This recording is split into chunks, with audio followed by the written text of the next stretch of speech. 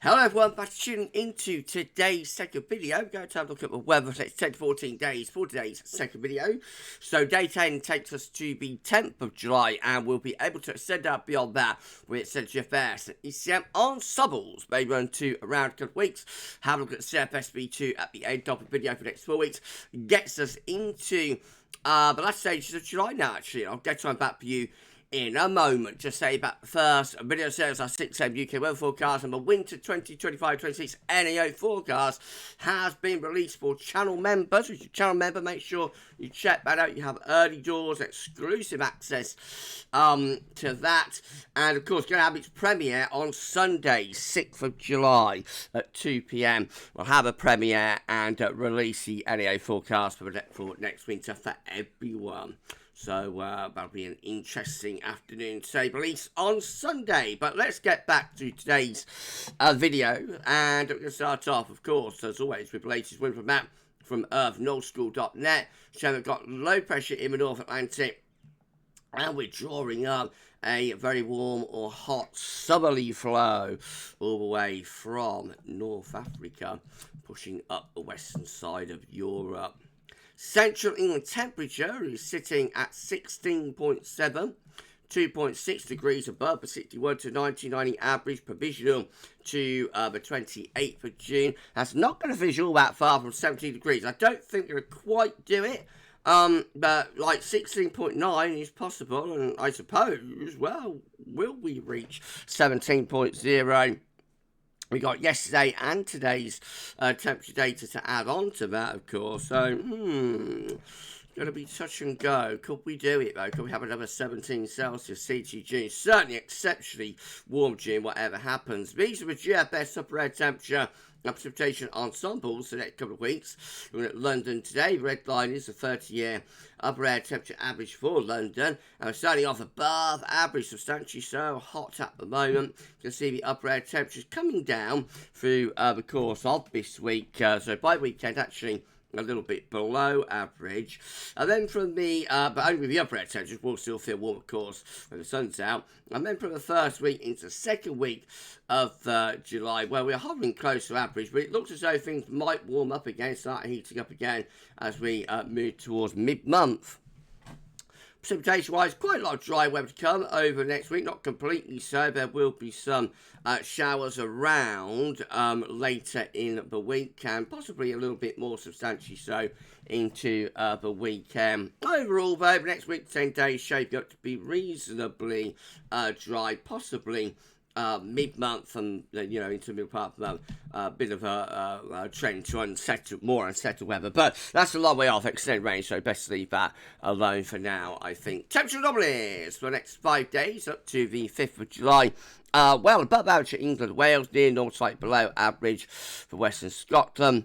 Precipitation anomalies next 7 days to the 7th of July, coming out, well, it looks like we are wetter than average for far north of Scotland, dry than average for England and Wales there, 6 to 12 day. Again, generally largely dry than average in most places. Right, let's start going for a chart data event. So it's our latest UK event Euro run. It's looking for midnight on Thursday. High pressure reaching back up from the southwest within a slightly cooler, fresher air mass. Then we've got high pressure south, low pressure to the north for the end of the week, but this trough starts digging in from the northwest over the weekend. That might bring some showers or some longer spells of rain even into more southern and eastern regions. It's also cooler as well, with winds going into more of a northwesterly direction. Icon looks like this. So again, we've got high pressure ridging in from the Atlantic as we go into the latter stages of the week, but then over the weekend, high pressure declines, low pressure starts moving in from off the North Atlantic. So by midnight Sunday, we're actually under a trough of low, looking quite unsettled there. That'll bring rain even down to southern areas, I think, and probably quite cooler or significantly cooler temperatures as well. That gets us into the 7th of July, Monday the 7th, as far as we go to with the Icon run, and then we're into that northwesterly flow once again. Could be quite mixed next weekend. And then the KMA looks like this. We've got high pressure south, low pressure to the north as we're going into the end of week. Next weekend turns more unsettled with low pressure heading in for the Atlantic. So a trough through the north and west of Europe, a ridge out to the west. So then high pressure starts edging back in again around day 10 and beyond it. That's how long we get to the 12th of July. High pressure over to the west of the country. So mainly dry, but a little bit on the cool side with winds in the northwesterly direction. And then the GFS midnight run. Again, quite flat at the end of the week. Into weekend, trough of low pushes in from off the Atlantic, bringing showers along spells of rain and cooler temperatures as well. Then we're under a trough through the early part of next week, so relatively cool and unsettled then.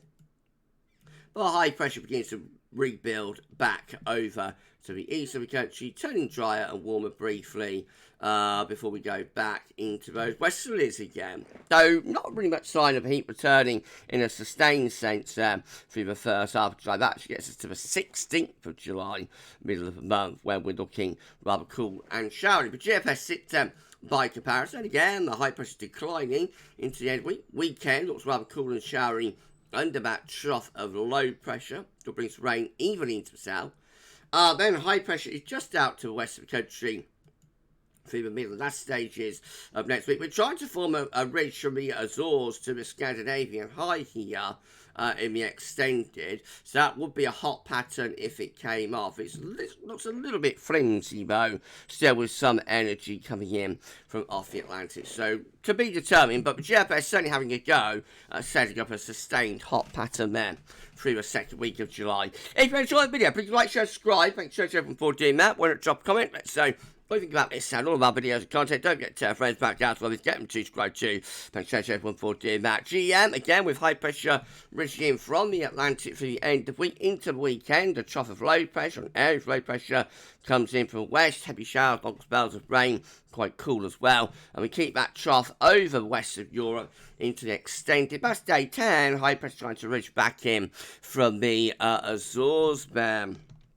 And we move on beyond that. What are we doing? That's for Gem, of course. Okay, so that's for Gem. Yeah, so we end up high pressure reaching in from the Atlantic into northwest Europe. And we end with the ECM for chart data with low pressure decline, high pressure declining through the weekend into the weekend. Low pressure taking over, cooler and more showery winds in from the north. Showers along spells rain taking us up towards days 8, 9, 10.